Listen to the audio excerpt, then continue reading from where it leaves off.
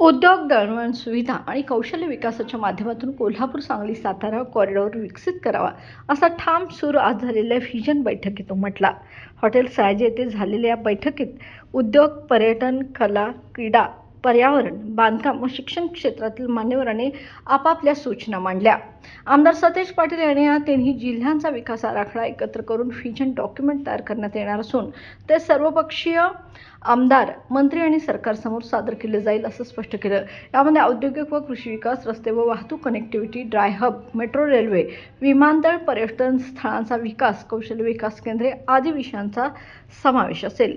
बैठकीत गिरीश चित्रे, उज्ज्वल नागेशकर, आनंद माने, राजीव परीख, संजय शेटे, सचिन पाटील, चंद्रकांत पाटील, श्रीराम पवार यांच्यासह तज्ज्ञ मान्यवर उपस्थित होते. पुढील 15 वर्षासाठी विकास नियोजन करण्याचे आवाहन आमदार सतेज पाटील यांनी यावेळी केले.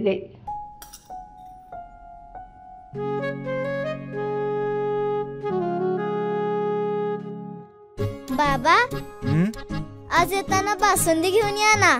अगं, कालच आपण आईचा वाढदिवस होता म्हणून आणली होती ना. ऐकलं, गोकुळची बासुंदी पुन्हा खावीशी वाटतेय. खरं सांगू, मलाही खावीशी वाटतेय. पुन्हा पुन्हा खावीशी वाटणारी गोकुळ बासुंदी.